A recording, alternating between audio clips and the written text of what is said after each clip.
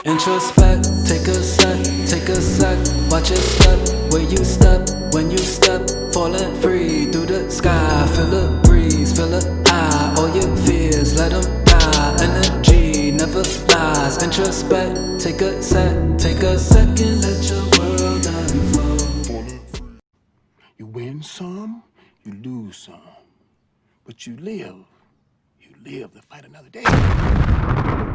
We Push the button. That's rush hour. Live.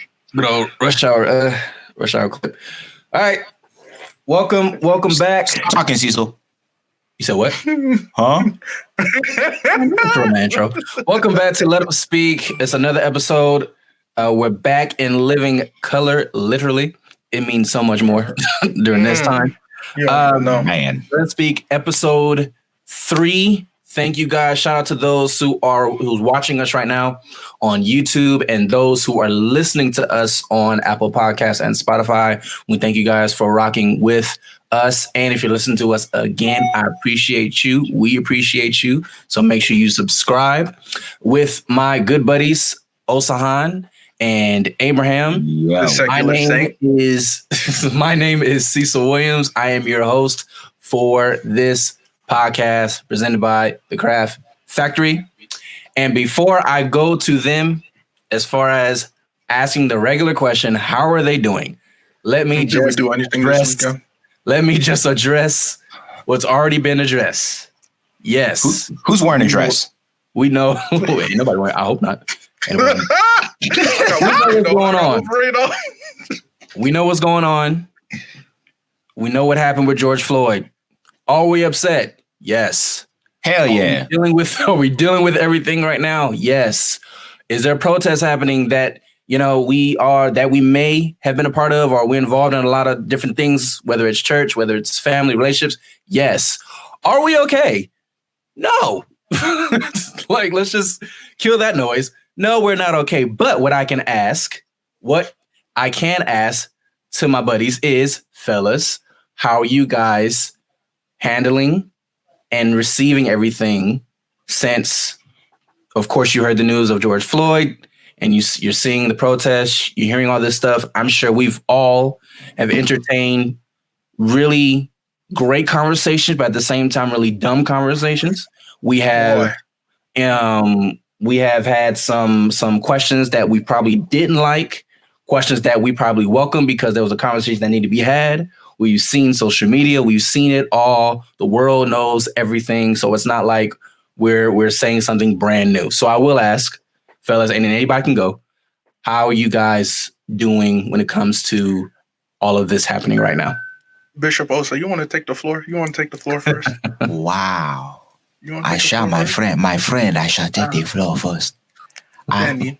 I beg you, you're too kind. God bless you. Of course. We thank God, though. Ami. Giving honor to God, who is the head of my life. I need a tambourine. Honestly, I'll keep it a buck. Please. 2 virtuals. So 2 virtuals. We'll keep it 2 virtuals, and we'll explain that in a moment. So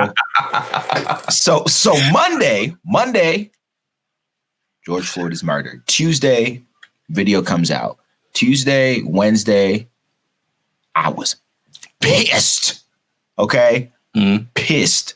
I keep it a buck. I was on some I don't like white people right now. Like, I'm frustrated. And here's just for some context before y'all go, oh, that's how you really feel, huh? For some context, it was more so along the lines of just a trend that I've noticed in the church space is we have moments like this where, a social injustice comes up and you could have a Black Christian leader speak up about it and everybody's okay. But let a white Christian leader speak up about it and they want to be an ally. They want to be an accomplice in the action. And white people don't like it. They drag them in the comments. And so for me, I'm watching this. I'm watching people near and dear to me, white brothers and sisters speaking up about it and getting dragged. And for me, it's like, oh, okay, so that's what we're doing here. All right, so we're going to, claim Christ on Sunday, but we're going to drag people for speaking out about the things that Jesus would speak about on Sunday, on Tuesday. That's fine. Okay, cool. So I was hot. Tuesday, Wednesday, I was hot. Wednesday, I did my best to kind of just disconnect from news, social media, all of that stuff.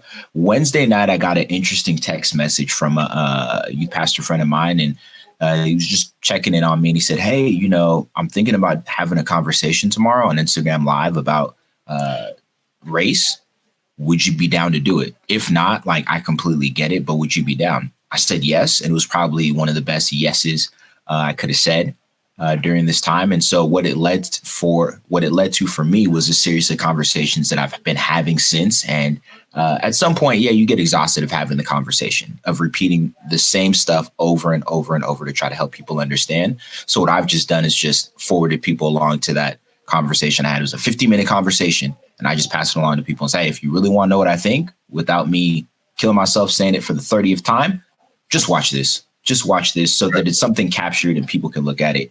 I was good. And then the third degree murder charge. They do the autopsy and the silly district attorney says, oh, it's only third degree murder. I said, here we go again.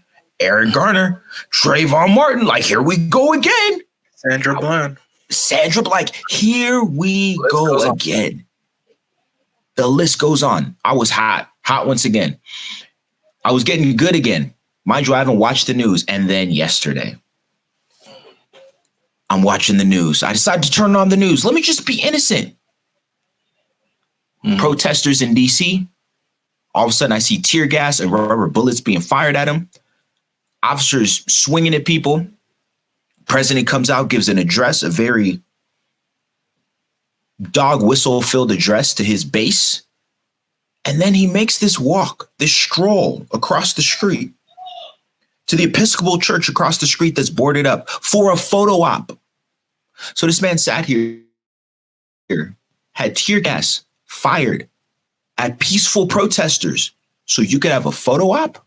Nah, player. So I'm good, but I'm not good. I've seen some foolishness like that. Yeah. Bishop Osa, you spoke some truth. For me, even last week, you know how we talked about my favorite rappers growing up was DMX and Eminem. So I kind of my anger ran a little bit more deep than yours did. I gave in a little bit more, as a child of God. I shouldn't have, but when everything first came out, of course I was upset. Not because it was George Floyd specifically, but it was a pattern. We've had George Floyd, we've had Tamir Rice, we've had Sarah Bland, we've had so many Black men and Black women who've been taken out, and with little to no repercussions, and with video evidence, and people somehow still denying, saying like, "Hey, we need to see what happens beforehand," or "Hey, they must have had a criminal record," or "Hey, they should have complied." So immediately, I gave into anger. I was on my white people, y'all, white people and cops, y'all the enemy. But as the week went by, I kind of tried to tell myself to relax, because I know it's not all white people, a saying that has been, that we've been saying ourselves a lot, but it's so true. And it reminded me of, Cecil actually brought up this saying recently, and it reminded me back to my college days when we used to say during the Trayvon Martin situation, we used to say pro-Black does not equal anti-white. And so I had to remember that. I don't hate white people. I don't. Just because I'm pro-Black doesn't mean that I disregard that there are good white individuals who stand, who are trying to understand, who are trying to learn, who are allies. Just like other people of color who, let's be real, not all members of the Latino community, the Latinx community, not all members of the Asian community stand with us. That's just a simple truth. I've encountered racism from that side numerous times throughout my life, but there are those who do. So I had to tell myself, like, look, I can't be against anybody just like that. I have to understand that right now to focus on combating racial injustice. And so I was kind of cool. I was on Twitter a lot.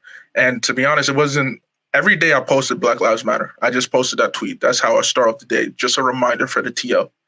But I spent a lot of time just retweeting information that other people were sharing regarding the situations going on retweeting other people's experience. And while reading it, it broke my heart.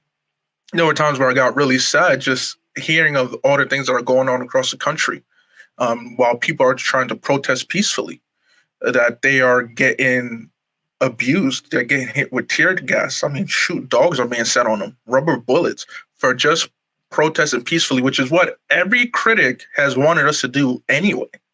You know, you see that hypocrisy. But then there were moments of laughter too from the Black community in terms of the archival unit. Shout out to Twitter for Black Twitter for making light of that situation. You know, while we have Law and Order Special Victims Unit, we also have Black Twitter who they keep receipts, dog. They keep receipts. This you or open up your purse, or you know what? They've been giving me humor and whatnot, or and all that. But there have been a few instances this week where I've had a white individual tell me like they don't want to hear about the protests. Like, let's not talk about that. Despite them being around a community of Black men. It's like, hold on. You're telling us not to talk about something that is affecting our lives directly? Oh, nah. Man's left the chat super quick before we really blew up. So I've had instances like that. I've had encounters with other people who feel like, oh, these protests they're bad. They're not doing anything. They're harmful. And it made me realize that here's the thing. We have to understand there's a difference between the protests and the riots. There's a vast difference. Back home in Newark, New Jersey, they were protesting peacefully. Back in New York, they were protesting peacefully. All over the country, they're protesting peacefully. Now, the riots are an unfortunate side effect of protesting. And some of the riots are justified. People are angry. We've been told to not kneel. We've been told to do things quietly. We've been told not to talk on our public platforms. We've been told to do this, to not do that. That, you know, at the end of the day, people are fed up. But you also need to understand people who are criticizing the protest, they need to understand that some of those riots are actually perpetrated by people who have nothing to do with the protests, who have nothing to do with what we're talking about, who are just here to cause chaos. And some of them actually have the same skin color as the critics who are sitting behind the screens telling us that people of color aren't doing it the right way. We've seen constant videos of that. We look at John Jones in New Mexico. He took spray cans from 2 white individuals who weren't even protesting. There was no one around protesting, but they wanted to cause havoc. We've seen videos of only white people breaking into a store. And you see protesters actually telling them like, yo, that's not what we're here for. That's not what we're doing. But they're doing that. But somehow they get ignored. And we're labeled, Black people, people of color are labeled for protesting as just looters and rioters. So that's the thing that really has me heated the most out of all this week, is how everybody is looking to deflect from the situation and to not focus on why we're doing it. They're just looking at, oh, something bad happened. That's all the attention we're going to pay towards it.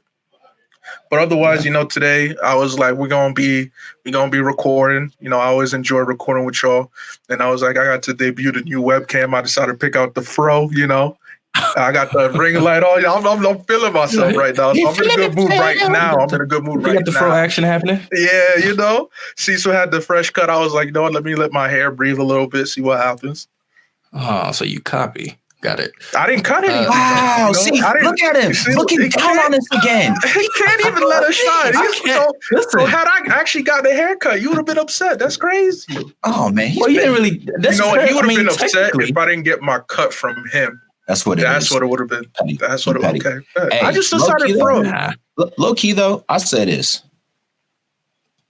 It's hard, though, not to feel good after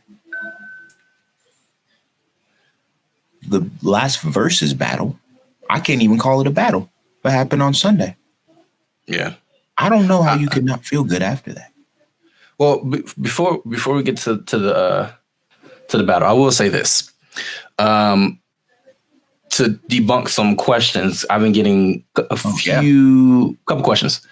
Number one, questions and / statements that I have entertained in conversations. Number one, of course, we know you know, George Floyd and countless people, unarmed black men, have been murdered. Here's your fun fact for the day, to those who are watching and listening, that Michael Vick went to jail for 493 days. That's more than a year. Do you know, since there is at least, of all the black men that have gotten murdered unarmed, they've spent a number of 0 days in jail. Like, let's just take that in. Number one. Two, I got this statement. I was in a conversation with somebody, and I think it was on Facebook. They said the comment of like, "Hey, can you be pro-white and anti-black?" Oh, and mind you, this is a person that he's not racist at all. He was just asking a question, conversation. I said, you know what? In this moment, I don't have time to call you a dummy, but I will answer in the most proper way possible. And I said, being pro-white is hard to digest and it's hard to exist. Why? Because being pro anything means I'm still striving for something. I'm trying to chase something. That's why I'm pro-black, or someone is pro-black and anti-white. Being pro-white is hard to do because you have everything. You have the power. You have the government. You have the systems in your favor. So how can you be pro-white when you already have everything? Don't make sense. Number 3, I have seen, and of course, the same old saying of people saying, well, what about black on black crime? Here's an example to give you guys to kind of put that to bed. Preach. Picture this. You have never heard a black man say, I'm about to kill another black man because he's black. You'll never hear it. Never. Now, on the flip side, we have seen countless people that don't look like us, that have less melanin, and have killed unarmed black men. Why? Because they're black. So to put things in perspective, the reason why we look at black on black, that topic, as a stupid one is because our reasoning, which is still bad, but our reasoning, if we cause harm or stuff like that, it's never because of a color. You will never hear it. You can go to the jails right now and interview all the suspects. They have never said, oh, I murdered him because, he was a nigga. Like, never. Never. So that's out. My final discrepancy is to those of you who are white and say, hey, I want to help. I want to, how can I help, change this and all this stuff? Stop asking that in a manner like we have the solution. We don't have the solution. We've been trying. We've been trying. No, we protested because we want a solution. For hundreds of years. So why ask us, hey, how can I help? You guys have white supremacy. It's a fact. It's known. It's out there. So why ask us for a solution that you guys created? You have the solution. All you got to do is really just change some laws, change the Constitution. Change your mindset. Arrest the officers, for Christ's sake. We're still protesting, and these officers are scotch-free, and people are literally dying in protest. That makes no sense to me. None. And please stop saying that, hey, we need to wait to see what happened before the video started, or we need to see what other stuff happened beforehand to see if they have a criminal record. That has nothing to do. When you're met with video proof of blatant murder, I don't see how you can all of a sudden try to make an excuse for it. How can you explain it away? He could have moved his knee to his shoulder. Honestly, this case with George Floyd puts to bed every single rebuttal that people have when we're talking about this was a brutal murder. This was a murder. People get offended when you say this was a murder. Oh no. Like you gotta hold on there. You can't make that bold presumption. Every man deserves his day in court. Well, George Floyd surely didn't get his day in court. All of a sudden. Okay. All of a sudden people need their day in court. Here's the crazy part. Every time I've heard people say, well, what about, for example, well, we don't know what happened before the knee was in his neck. another video came out from the restaurant across the street showing what happened. Well, we don't know in between what happened when he was taken from that spot to that. So here's the crazy part. Another video comes out showing what happened when he was in the back of the police cruiser. All the information that was put out initially on Tuesday was way off. He was arrested over a forged check. No, it wasn't over a forged check. Okay, it was over a counterfeit 20 that he probably didn't even know about. Even though the owner of the store came out and said, honestly, the man didn't know. Number two, the initial police report said that, well, he got claustrophobic. That's why he didn't want to be in the back of the cop car. But the third, I'm sorry, not cop car, police cruiser. But the third video that came out showed him in the back of the police cruiser, and there's an officer whooping on him, beating on him. And then the other officer who was, what? People are saying, oh, but we didn't see exactly what happened inside the car. We're just making assumptions. It's like, look, making assumptions. That video, you can tell. You can see this motion. And then the officer who was keeping watch he turns around and notices a camera and he says, hey, camera. So that's when they pulled him out of the vehicle. So I too would be claustrophobic if I'm in the back of a police cruiser and I have somebody firing off on me. Right. So every single excuse that's been thrown out there is being debunked and rebut. And at this point, this is what my hope and my prayer is in all of this. And to your point, even Cecil, when people say, well, what do I do? White people say, what do I do? The only thing I tell them is this.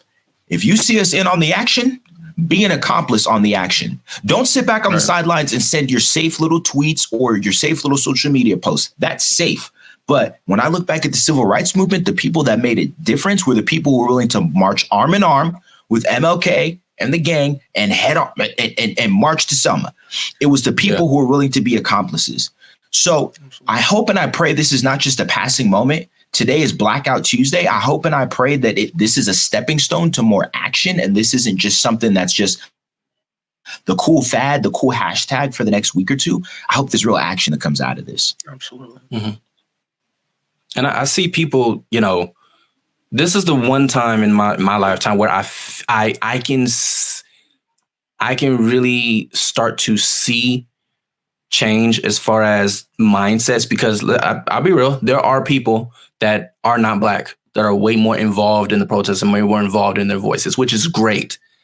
But the concern that I have personally is don't just be a part of the protest because, one, it's a thing to do, or two, you think that is your way of complying with how we feel. Like that. Okay, you're walking with us and you're cleaning up the city and you're doing that's great, but does that mean your philosophy has changed? Do you really see us? Do you really look at us as human beings, or are you still looking at us as a token prize because you feel bad for us? Like, we didn't ask you to feel bad for us. We don't want you to feel bad for us, actually. We just want to be equal. I've been saying this for weeks. We just want to be equal. We want to be treated as human. So shout out to those who are, on the front line and walking with us. But please believe we are, when I tell you the Black society is up to here with excuses and comments and reasoning. I've seen people. I have friends. I have close ones. I have social media. Like, we are tired. Like, it is at that time where it's legit. Now it's a matter of us calming each other down as far as what are we digesting and, making sure that we don't hate a whole race and all this stuff. Like, that's how we're that fed up. And I think it's good that we are, but at the same time, I just hope that everybody is able to think about things in peace and have that clarity. And before we transition to the battle, or not, well, the battle of the service, the celebration, the celebration. I have a white. I call her my sister because we serve alongside each other, but she really is an awesome woman. She's white. And I won't say her name just for, privacy and all that. But one thing she brought up that was very true. And she says, we as Christians, and Hello, if you don't know, we're We're all Christians, and this is a podcast that actually is a Christian podcast, but we're just very honest and real. So if you don't like it, bye. The fact that people have fixed their eyes on Jesus so much that they missed his people. Like, there are white people. They love Jesus. They love, the gospel and all this stuff. But they're caught up so much. And that's been my frustration, my deep frustration with Christians right now is, yeah, you caught up here. You focused on God. You're doing all this stuff. But are you really seeing what's happening? Like, are you looking at us? Are you looking outside? I know you have so much to say, but are you looking literally at our pain, what we go through, even as a Black Christian? And I said in a group, I said, look, right now, one of the toughest things is being a Black Christian, because you're on the side of you want to protest, you're doing all this stuff, and pretty much F the whiteys and all this stuff. You're on that side. Then you're on the other side that says, a group of people that says, hey, let's pray about it. And right now, us Black Christians are finding it hard to fuse the two, because everything on both sides is at level 100. Like, that's something that I feel like people don't really understand. The predicament that we have mentally and emotionally and spiritually is the fact that both sides are so escalated right now. And then you have one side that, and she said, and I love her for this, she said, hey, people are fixed on Jesus so much that we're actually missing it. We're missing all of it. It's almost like trying to go to, go ahead. They're not fixed on Jesus. They're fixed on their idea of Jesus. Amen. That, as I've said before, their IKEA horn. Their IKEA Jesus. Their IKEA Jesus, who's, nice and friendly, and the only time he got a little rough was when he flipped the tables and No. If your eyes if they thought he flipped the table with like a pinky, like like oh no. If your eyes are fixed on Jesus, then your eyes will be fixed on the same things that Jesus's eyes are fixed on. Amen. Yeah. So what were his eyes fixed on? First of all, it was the kingdom. So he came to accomplish and inaugurate the kingdom of God. And the kingdom of God requires and demands justice. There are justice imperatives in there. Yeah. When I look at what he says in the Sermon on the Mount, Matthew 6:33, seek first the kingdom of God and its righteousness, and all these things shall be added. We love talking about seek first the kingdom. We don't talk about the righteousness part. That word righteousness in the original language has implications of justice. So seek first the kingdom and its justice. You look at the interactions Jesus had in his ministry, it was always with individuals who are the least, the last, the lost, those on the margins. Jesus makes this statement in John 4. People love talking about the woman at the well. Oh, she was a hoe and Jesus talked to you and she got saved. No. A Samaritan woman, Samaritans were looked down upon by the Jews because they were, wait for it, folks, they were mixed race. Samaritans were mixed race. And so Jews, as they would travel, because Samaria sat in a region that was in between parts of Israel. So Jews would often go around the region of Samaria, miles out of their way to avoid going through Samaria, all because of race. And Jesus says this statement, I must go through Samaria. I must go through a region with people who are looked down upon by my people, who are treated as second-class citizens. So when I hear people say, well, I'm just trying to focus on the gospel, the gospel is about reconciliation. Right. All of it. Right. This ain't reconciliation. I don't know what is. So don't tell me this is a gospel issue and you don't want to reconcile. Don't tell me, well, I'm just trying to do what would Jesus do? Not what would Jesus do. Look in the dang book and see what he already did.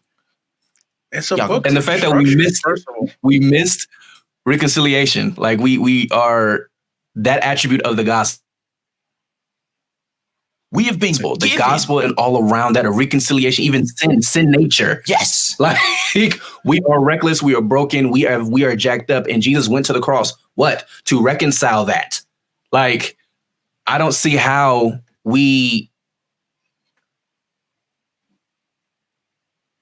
I don't get it. Even my spiritual side, I don't get it. Like how do you not know 2 + 2 is not 4? That's the landscape right now as far as trying to figure out what's missing and what's not when it comes to Christianity and gospel and when it comes to racism. It's if you have trouble looking at people as people, and the moment you feel any kind of inkling of like hesitation or anxiety, not because of a conversation argument, but because you looked at society and you kind of get the jiggly wigglies, something's wrong. That's it. Jiggly wigglies. So, but I just hope that we are able to recognize like the real issues, which I feel like we are. At the same time, you have those people that, yeah, they're going to ask some dumb questions. But the main thing that's a trigger for me is the fact that, yeah, you're missing Jesus so much. And it's like you're caught up in this idea, like Osan said, and you're caught up in this ideology of who Jesus is and who he was.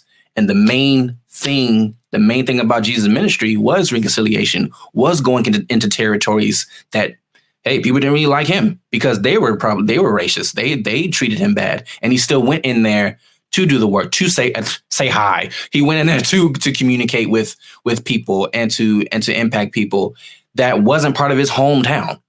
So if you really want to be like Jesus, step out of your actual neighborhood, your suburban neighborhood, and go head to a hood, for lack of better terms, a hood, and go engage, go say hi, connect. Don't stay in one spot. You know what I mean? So, yeah, I think we're making progress. I feel like I'm seeing a change when it comes to mindset. So don't get me wrong, everything's not hell in the water, but I see more people across the board, and it is beautiful to see even across the world. I'm seeing Spain, I'm seeing New Zealand, I'm seeing all these countries protest. And to be honest, they protesters lit. Like they are mobbing deeper than the US. And even that's ironic. It's getting better. I hope it continues to get better. They're not getting shot. They're not getting beat up. You even have police stations even taking a knee out there in the countries with them, marching with them. And I hope you guys, if you are not of melanin, please don't start no riots for us. Stop graffitiing, stop looting, and then giving us this narrative that black people are starting it. No, you guys are starting it because you don't want to change. You just want to get the stupid narrative that we're trying to get out of in the first place. Like this is the first time since all these unarmed murders that us as black people have actually said, wait, let's actually protest in peace. We've tried everything else. We have shuck and jived, we've danced, we've sung Kumbaya, we did all this stuff. Let's see if we just protest in peace. And we have people that are literally planted. Colin Kaepernick, another point, I feel like a lot of us owe Kaepernick an apology. I will say it. I will say it. Man. A lot of us owe Colin Kaepernick a strong apology.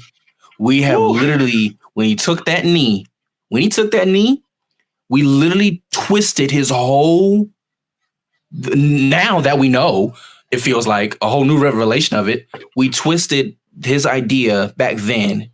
And then we literally, even black people, made it about, it's about the flag, and you're just trying to use this as a scapegoat, and you're trying to get back to the league, just putting on a show and the tryouts and having these field workouts. Like we went the whole nine.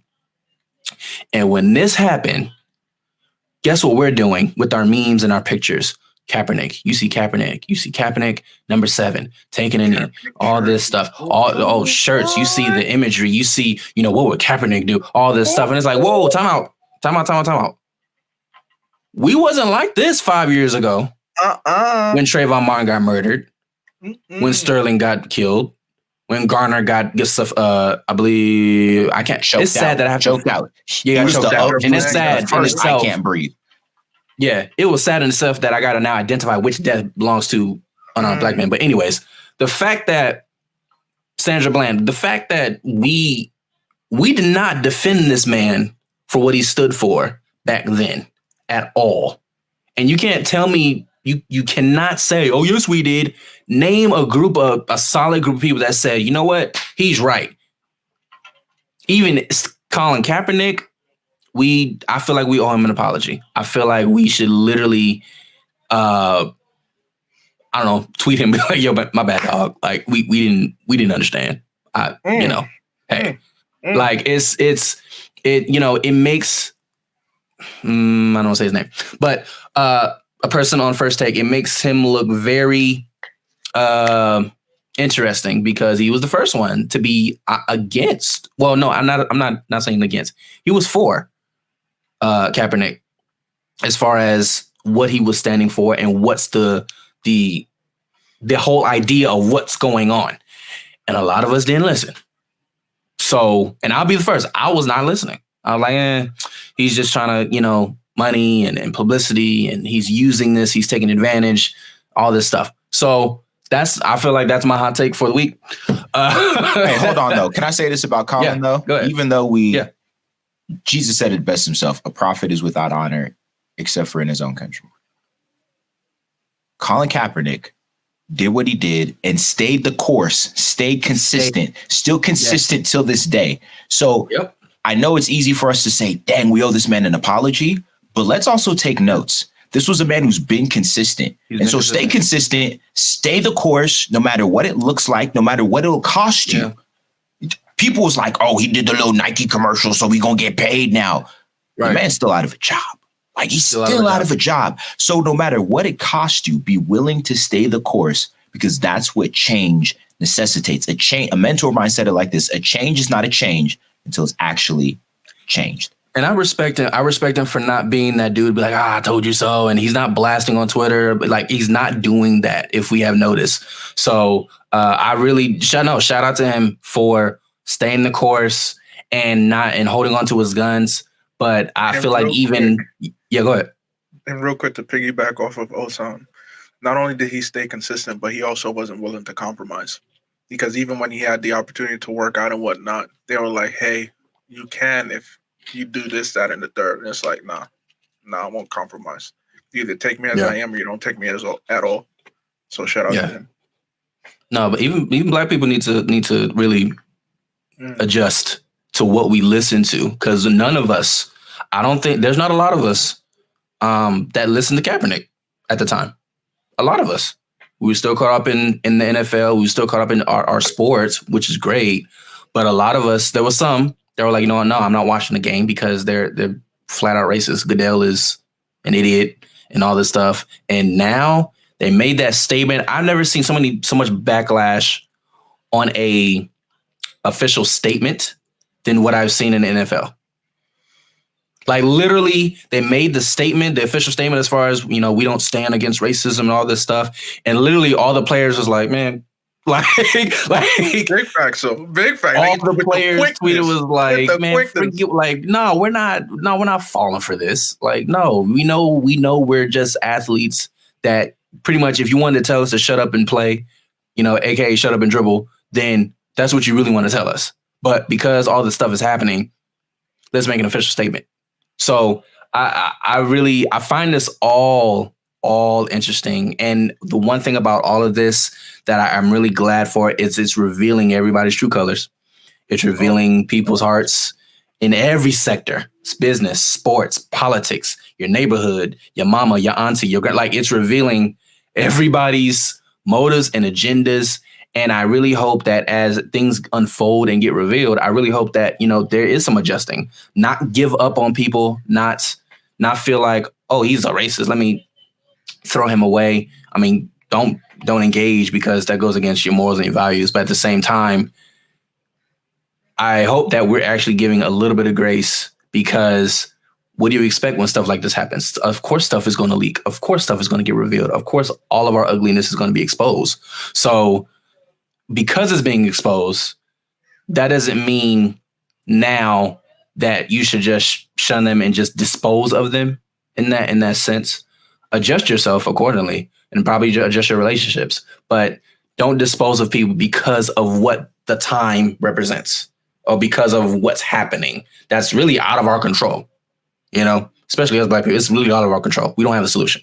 So, but I think this past weekend was good. We had an incredible celebration of music and healing, in the words of Swiss Beats and Timbo, a healing service. And it's funny, you guys, it's funny to see like these celebrities, like they talk about God, but in a way that's so weird. Shout out to Carrie Hilson. Shout out to Carrie Hilson. My God, she's single. She don't got a boo. Listen, give me a little bit more money and some shoot your shot. Priorities in order. I slid into DMs. I didn't get a response. So silly. Go ahead. Man, shout out. I was trying to figure out what the perfect words to describe it. Shout out to my sister, Maya Harrison. Check her out. She got some dope music, Maya Elizabeth music. But she called this session Cocoa Butter for the Soul. Cocoa Butter for the Soul.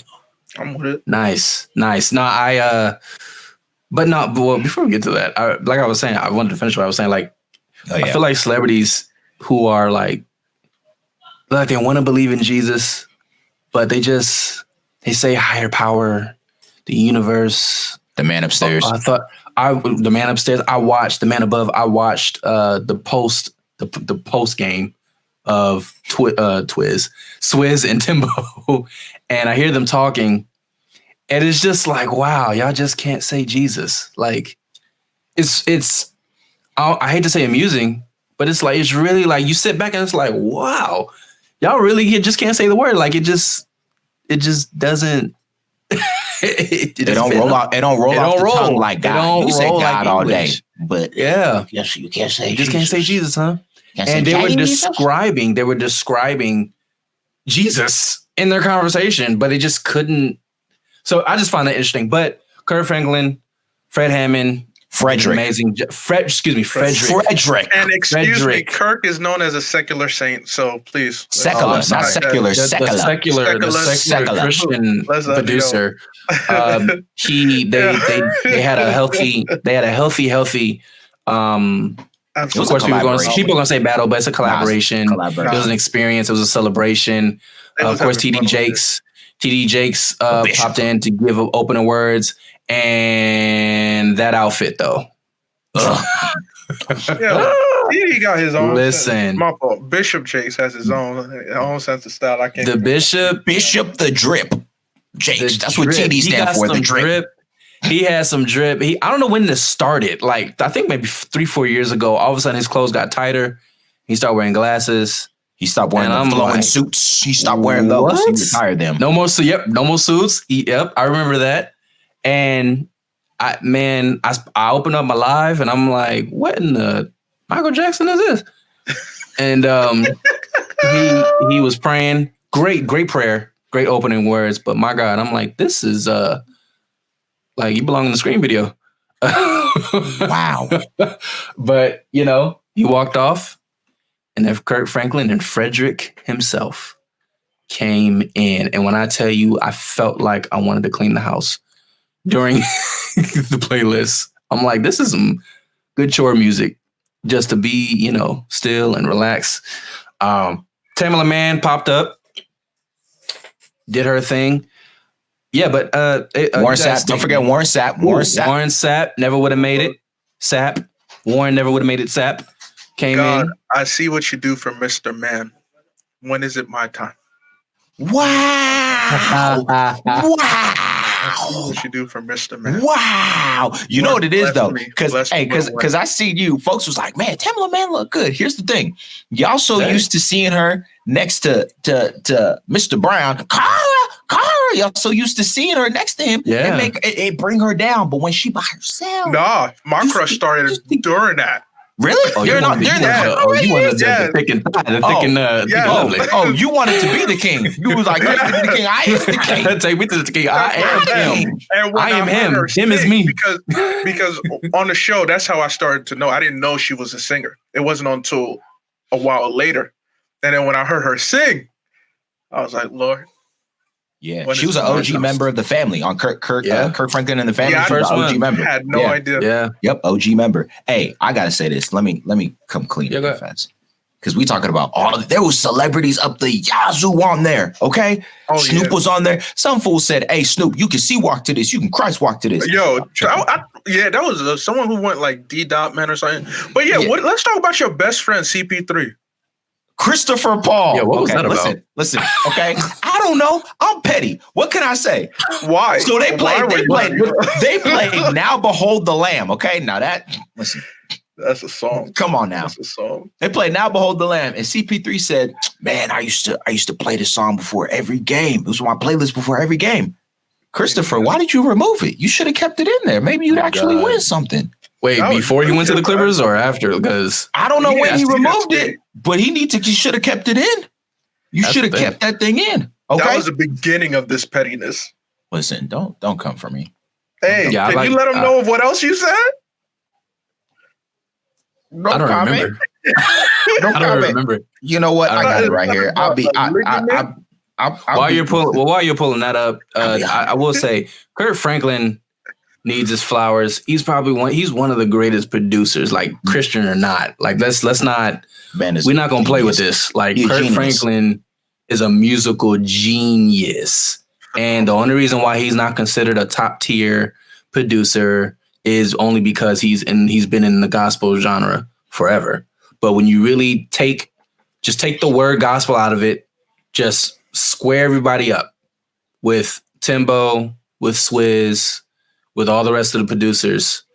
Kurt Franklin has to be in that discussion. Like, let's just subtract genres. He got to be in that discussion. I don't see why not.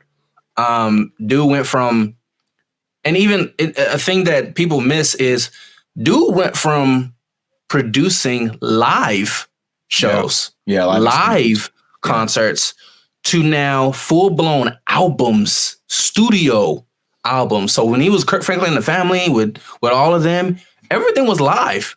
There was no studio. There was no really studio recording in that sense. So now when he transitioned to, 90s and 2000s, or we'll early. say 2000s, early 2000s. early, 2000s, he started coming out with studio albums. Well, 'cause That's a transition. He got that imprint on RCA for Your Soul Yeah. Records on our RCA, and that was when, my man's went up. Right. So it's like people got to remember, as a producer, even as a musician, to produce live stuff, and now have to let's just say if he had to learn studio stuff, like that stuff takes time. So for him to master both arenas like that and do great shows and to do tours and sell out tours for gospel music, come on, man. Like let's not have this discussion as far as is he great or not. Dude is top tier. So I just want to give him his flowers for that. But yeah, man, what did you say? What did you say? Here's what I To said. CP3? So Christopher Paul said, I need this whole versus playlist ASAP. All I said was, you need some new hamstrings more than you need you said right now. Yeah, That's all I said. That's cruel. After all the good work he's doing in OKC, making sure Right. this damn playoff discussion, you coming at him. OKC, his hams still ain't okay. Can't you see? Oh my goodness. Look at this hatred. It's not a I sense a little bit of hatred. I sense a little bit of hatred. Christopher Paul was in there. Vitriol. Is it because he didn't go to the Lakers? I'm over that. That I'm wasn't actually his mad. fault. I'm mad at the league. Yeah, I'm mad at the league for that. Oh, okay. I'm mad at Okay, Jerry okay, Buss okay. for running his mouth. Got it. Slapping his Okay. gums. Overall, though, I honestly, that was we needed that. Not just as a culture, but as a world. Yes. We needed that moment. Salute to Timbo and Swizz for having the foresight, especially to invite those two. Now, if y'all remember when the Hezekiah Walker, John P. Key situation went down, I said, yeah, this is cool, but I'd rather see Kirk versus Fred. I said it. And they gave me my heart's desire. The Lord gave me my heart's desire. Put it on Timbo's heart, put it on Swizz's heart. So here they come with this, and I'm so glad that it wasn't an actual battle, that it was a celebration. I mean, beforehand, Kirk had said hey, normally I wouldn't be down with this because I don't want it to make it seem like it's a versus thing. I don't want to make it seem like we're against each other. He said, but given the times that we're in, I feel like it's necessary. Is there a way we can do this together? So it's be in more the of a same place. collaboration. Yeah, in the same place. And man, I do want to this say is the most entertaining collaboration we've seen to date. I do want to say to that. I do want to say to that too. You said the comparison of Hezekiah Walker and John P. Key. I think the difference with that one was John P. Key and Hezekiah, one of the greatest gospel artists of all time. I don't think they carried the.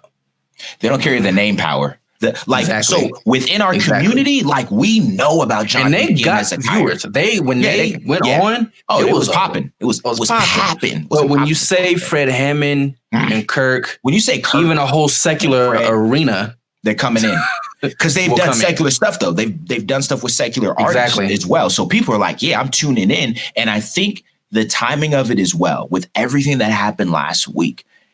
People were like, listen, I don't care what side of what fence you fall on.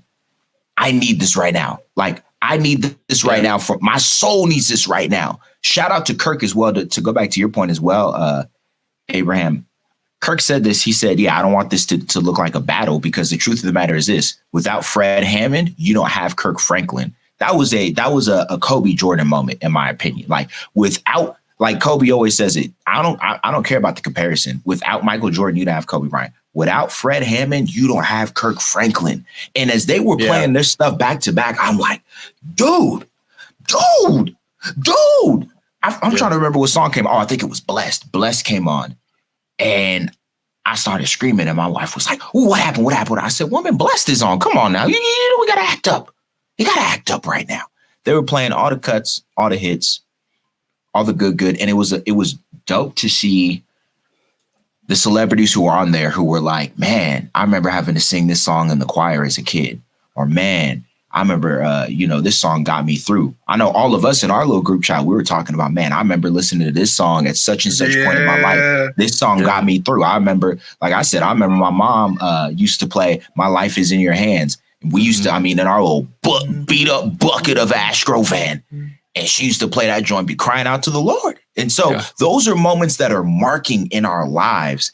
And I think it was beautiful in a season and in a time in our world and our nation where, man, it is marked by some ugly stuff. Like, we're going to look back at 2020, at least the first half of 2020, and say, yo, what the heck was that? Okay, we done lost Kobe. Take a quiz on this. The pop quiz, we done lost Kobe. We done had a global pandemic. Because Auntie Rhoda, I was telling my roommate this a couple days ago. I said, you know how Uncle Murder has the end of the year wrap up? I'm like, low key, he could drop a whole album for 2020, and each month represents a track on that album. Easy. Each month. January is like January. Each month has felt like a year. Track. Yeah. Yes. It's ridiculous. Kobe took us through January all the way through February, because they didn't have the memorial until the end of February. Yeah. And then right after the memorial, 2 weeks later, we had January was lockdown, quarantine. January was World War III. And I said on Twitter, that's right, with Iran, I said, first of all, was World War III this, or did we get it wrong? I think we got it wrong. And then I said, did Corona, I felt like coronavirus was like the mid-season finale. I think that was like just the middle part, and then here we go with this racism and all the protests and stuff. I feel like Corona lost it 28-3. No, not even that. COVID is like, hey, I'm gonna take a break, but I'm gonna be back later for the season wrap. I'll rebuke that for the season finale. I'll rebuke that joint. Right? It's like we think COVID is gone. It's like, nah, don't forget, COVID's still the main villain. It's just, but the numbers are. What's crazy is in certain cities, the numbers are decreasing. Mm-hmm. Yeah, for the time being. For the cities that took it seriously, for the states that took it seriously, but for the states that are, opened up early and all that other stuff, I'm praying God's mercy on. Let me tell you. Yeah, but overall, and it's funny you said 20-3. I said I read a quote. I posted it on my Instagram. It said, "COVID lost. I can't believe COVID did lose a 28-3 lead to racism." The caption above it said, "Yeah, man, you can never beat a dynasty." That's it. That's it. When I tell you my mind exploded and I cried at the same time, I'm like, oh my God. So much facts. What are we doing? a dynasty with home court advantage. Like, come on, man. Yo, like forever home court advantage right now. Like they have not got on the road at all. But They real have not talk, jumped on the plane. because we was talking about it in the group chat when Hosanna came on. Yo, I was balling, bro. I started crying. Yeah. And then when Revolution came on, I was like, "Hey, I'm crumping. Yeah. Yeah. Like, I'm going. I'm ready. I want to see a Revolution. Heck yeah, yo, let's go." Hey, yo, shout out to Kirk though for calling Wanda Cooper, the mother of Ahmaud Arbery, for getting her on the line. That right there might have been the moment for me, like of the whole thing. Getting her on the line and being able to have that conversation with her and just, lift her up in a moment like this because I mean, we look at all the things that have happened with just these crazy, crazy situations, police brutality and all of that. Like that right there, that moment I feel like was the first like catalyzing moment, and then George Floyd just wrapped it all up. But for them to get that in there, it was like, I mean, what else do you guys need to do? Like you guys, you've done it. You've done it with this entire celebration. And so if you didn't get a chance to view that live, He did an altar call.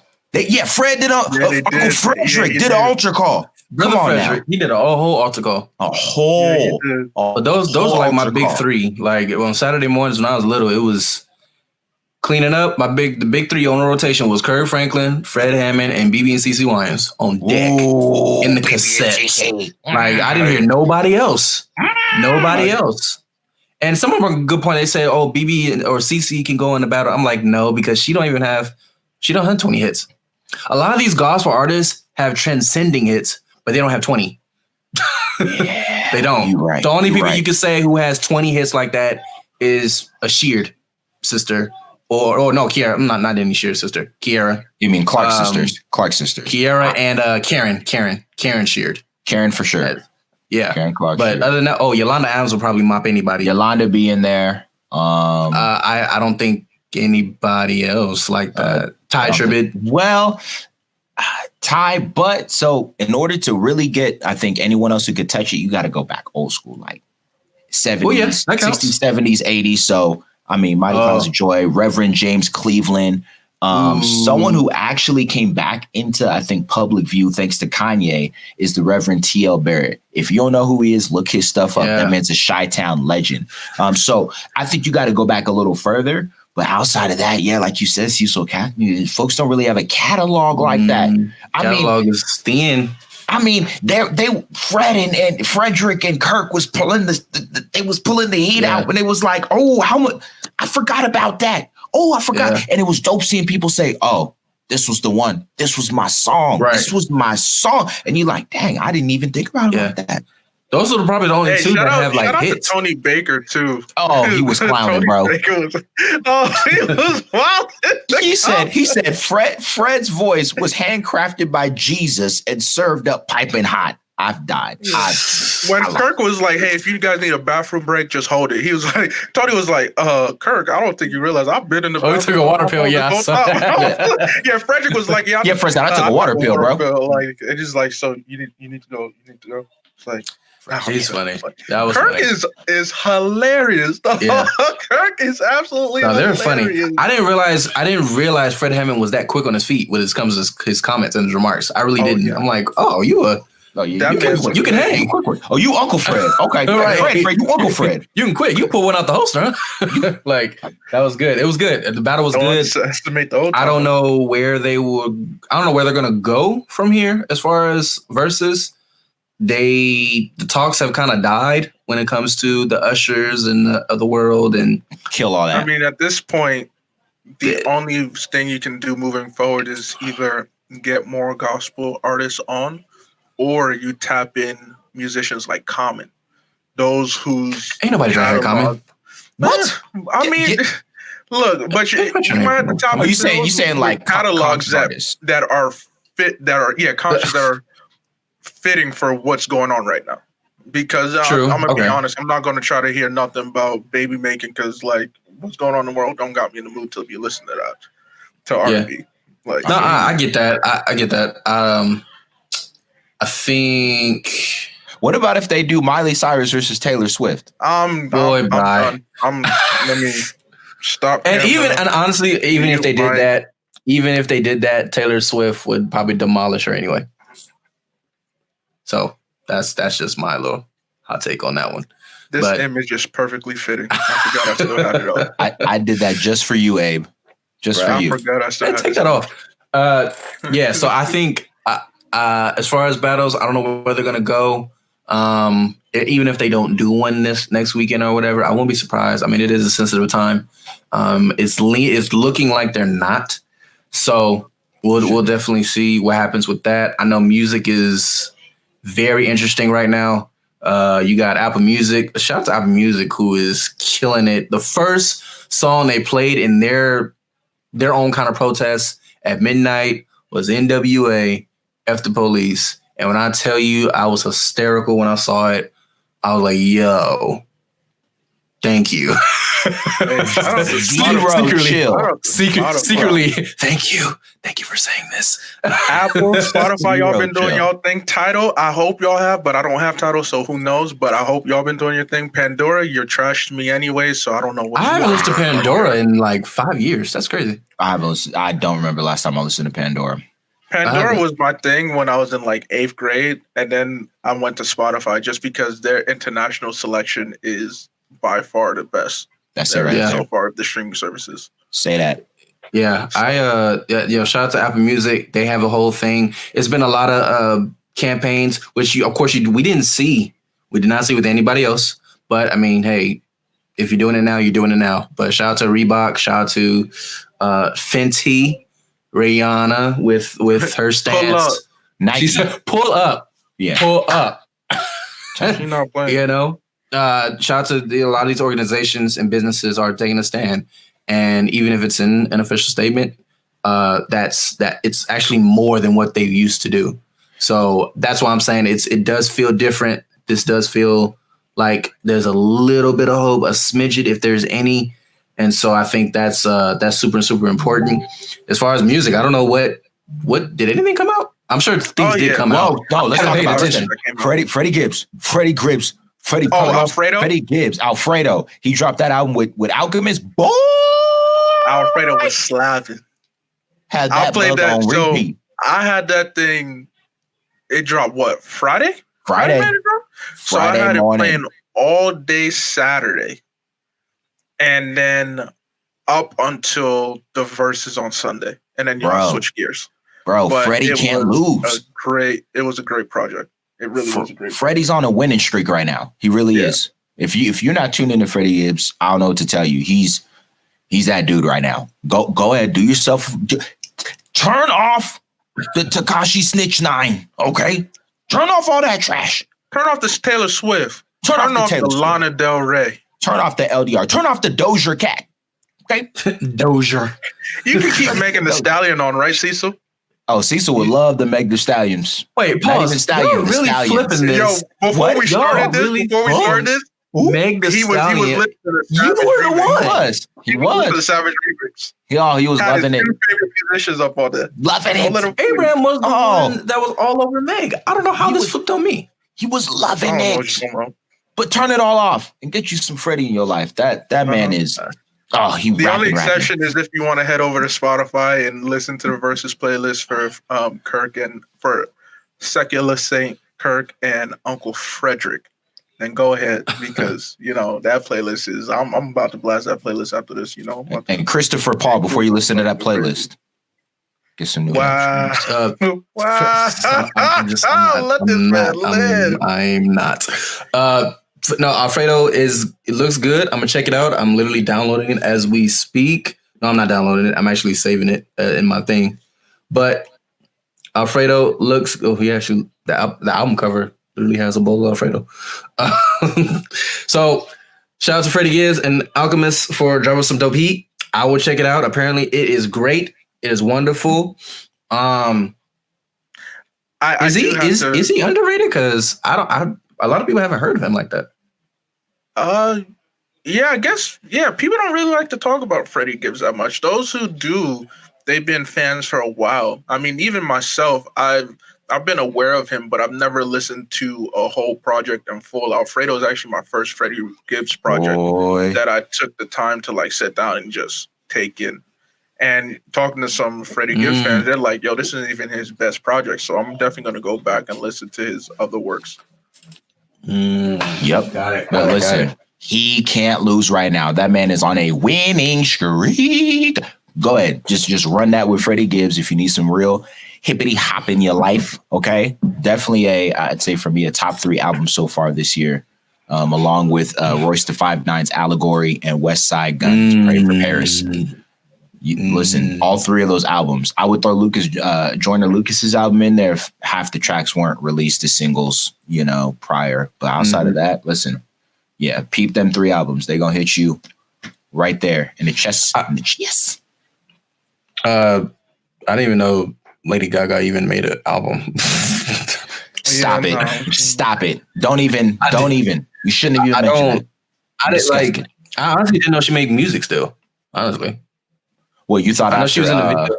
What was that movie she did with Bradley Cooper? You thought after that movie that it was a rap. Star is Born. There is Star is Born. That she just retired after A Star is Born. I thought she was gonna be an actress. I don't know, but I know she had a video. She was in a music video with Ariana Grande recently. So I know that dropped. I think that song is on the Ariana Grande songs on the album. Ariana Grande? Yeah. I didn't know she was still around. Oh, God, this is I'm not going down that route. Lady Gaga dropped some. I don't know. Hey, if you like it, more power to you. Lil Yachty. Stop, Yachty. Who's funny? Stop it. I didn't take the time to listen to that. Person, but I'm not a Lil Yachty fan like that. Look, on it's been Freddie Christian Gibbs music. and it's all about that Italian dish with the cream sauce. That's what we're talking about. Alfredo. Bethel Music dropped Revivals in the Air. I have heard about that album. I have not listened to it yet. I will, but I do know about it. It's cool. It looks good. Bethel. It's cool. Bethel has always been consistent with their music. They've been consistent. They haven't really did anything bad quality wise. They just been consistent. They've been there. So, at least ain't a Hillsong. Wow, don't be disrespectful. Hillsong got like 20 different like groups under but one name. Right? Like they like Wu-Tang Clan. They like Wu-Tang Clan. You got Hillsong, Young and Free, you got Hillsong, Hillsong, Arizona, Hillsong, New York, Hillsong, 5 Hillsong UK right now. UK. They got it all. They run in the world. Yeah, I mean, when you don't defend. Wow, don't do that. Don't do that. Hey, shout out to Carl Lentz, pastor of Hillsong, New York. Yes. For being that guy, okay? Hillsong, New York. Listen, New York. He a part of the org, okay? He doing the thing. He doing the thing. Real talk though, I have to make an apology. I think an episode or 2 ago, I said Silence of the Lambs was trash by Ludacris. Let's go. Oh. It's grown on me. It's grown on me. You know what it was though? Here's what it was. Lyrically, and you said this also lyrically, it's fire. Yeah. Luda killed it. Yeah. Lyrically. Lil Wayne's part, but overall it was just like, all right, I can definitely listen to this song a couple more times. Luda did it. Sometimes you have rappers that make the song, and that's it. I agree. That's what he did. A lot of times you have a good song because of one artist, and that was that. What else? 6 Black, ATL Freestyle. It was good. It was good. It was good. Yeah, it was good. Yeah, I enjoyed it. Maya came out with something. What? Yes, she did. And it was great. Now, I think the funny thing was I didn't realize it until I put up the outline, but I remember people were kind of upset with her tweeting out her lyrics for her song during the weekend. It's like, Maya, we ain't trying to hear all that right now. Come on now, Maya, come on. Don't be tone deaf. You got to be smarter than that. But the song is great. I enjoyed the song. Good. Wait, how old is Maya now? Am I now 41? Wow, she's actually. I thought she was closer to the game for 21 years. I think she's 41, if I remember correctly.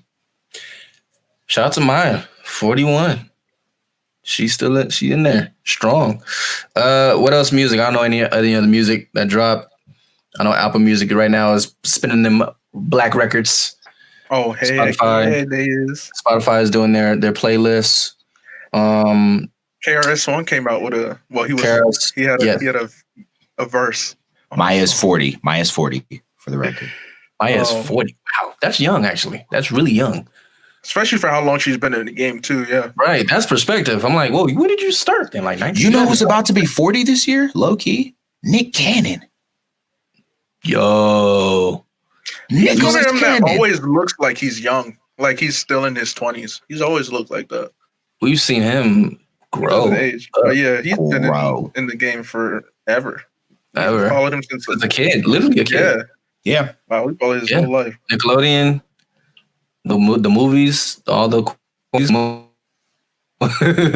movies, the albums ever speak about. Like We won't speak about it's those. he's had a good career. Where we want, but he's actually had a Everything good except for career as music. far as He's done consistent- everything except for music. Right. His big success is Wild 'N Out. Like that was his that right there. It's just crowning last. joy. Yeah.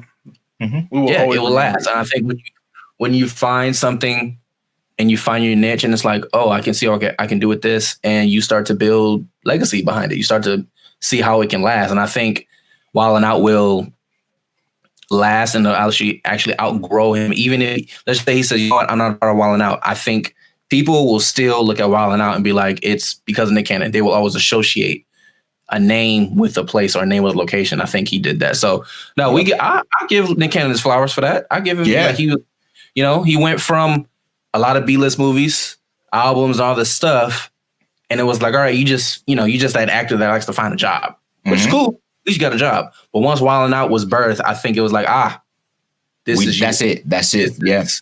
You found what you are, like what your niche is. So And shout out as well. He gave a lot of people platform on that show. A lot of Yes. people came through and were part of a just lot the of team. comedians, Cat Williams was in there. Corey Holcomb.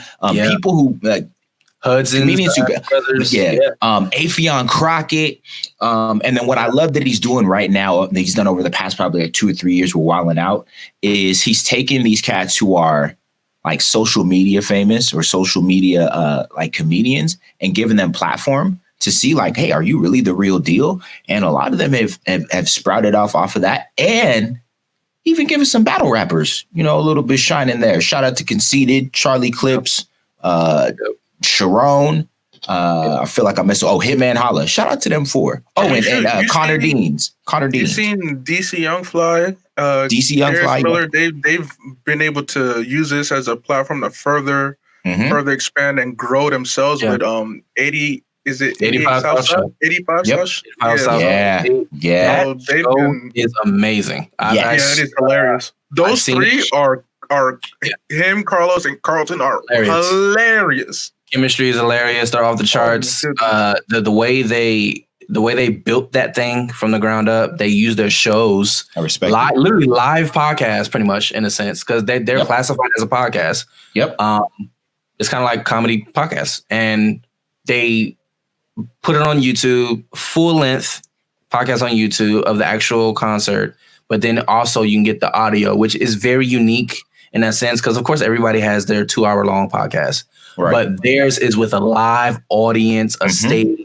It's different. And I've always told creatives, hey, when you do something, just find the different. What's your difference? How can you be different? How can you use your product to be different aside from everybody else? Man, and DC Young Fly, Carlos, and I forgot the other one. I forgot the other name. Carlton Miller. Or Carlton is it Miller. not Miller? Is it? No, Carlos Miller. Carlos Miller. Bean. And then Chico Bean. Oh, I'm sorry. I don't know who the heck is Carlton. Chico Bean.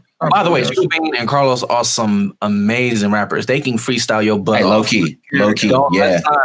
I've seen them in not just the BT cypher. I've seen them rap and some cyphers and stuff. They get down. Low rap, yeah. They get down. DC Young Fly is actually a pretty good singer. When he takes it seriously. Yeah. I think he dropped the album too, like not too long ago, a couple years ago. He's a decent singer. So these are some talented individuals And stand-up comics. Like they can legit do their thing on the mic. Yeah. They really do put on a show. The way they branded that is genius. And so, I give them credit. I watch them all the time on Instagram and YouTube. And when I get a chance for free time, they're hilarious. So they're different. And I guess that's my encouragement. Like, find your difference as a creative, as an artist. You know, we at the Craft Factory, we love to make sure that we try to do stuff differently. Even if it may look like somebody else did it, we want to say that we put our spin on something. And our own little flavor, something, whatever it is, it has to be something. And so that's the encouragement that what they're doing in their own right, and that I hope that the other artists and creatives do, is that you can still find your difference, even if it looks the same. That's good. There's room for everybody. So solid. One thing that is, I do want to say real quick before we sign off is that, look, for everybody out there, there is many ways you can participate in this fight. You know, you don't have to be out on the streets. You can just sharing information is helpful. Opening up your pockets is helpful, whether it's to supporting Black businesses, whether it's to help out, donate, and to help out with those who need bail. Whether it's just talking to your own family and friends and correcting their ignorant rhetoric, that's helping. Yeah. But silence will not be tolerated. Yeah. No, yeah. And that's it. That's it for finding your difference and making sure that you be involved. Be involved. I know a lot of people, there's some people that even I know that felt a little awkward or bullied into certain things when it comes to putting polls and stuff like that. I'll say this, we should not be into bullying somebody into doing something. Yep. At the same time, recognize what's going on, be conscious of what's going on, and make your difference and be involved. Don't ever feel like you have to, and I'll say this, don't ever feel like you have to put a Black picture up, or you feel like, you have to protest because everybody's doing it. So let me just be a part of it because I'm Black and I got to, or even if you're not Black, you just feel like you got to. Don't get bullied into doing something. But what I will say is be involved mentally and in some way physically and emotionally, so that way you can really have a grasp of understand what's going on around you and be connected to what's going on. So neighborhood, well, first impact your families, and second impact your neighborhood. Yep. Talk to your neighbor, have a conversation with your neighbor, say hi. You know what I'm saying? If you know how to cook, go give him a snack. Drop off some cookies. Basic stuff. Drop some cookies. Don't borrow no more sugar. You give them sugar. Like, you know what I'm saying? Like, say that. Do something that just impacts your neighborhood in itself. You'd be surprised how far that goes. And then the next step, of course, is, reach out to your community, your local community. And if you serve in a church, or if you're at a church, now you can do stuff within the church, and then move to the city. What can you do for the city? But yeah, this we hope things will change. We want to say we believe that it will, and we appreciate all even the support and even for this podcast, the support of this podcast as it grows, and being able to express ourselves on a platform that we're able to do it in a healthy way and not feel like we're bashing or anything like that. It is a beautiful thing. So stay encouraged, be blessed, make impact, create the change, be a voice, don't be silent. Please, Black lives do matter. All lives do not matter unless Black is involved. That's how it always will be. And so to those who are having that conversation as far as defending all lives, stop it. I made the analogy on my Instagram, and I said that you sound like that student in the back of the classroom who keeps asking questions over the same assignment, and the teacher has actually explained to you multiple times on how to do the assignment. Like, that's what you sound like. And so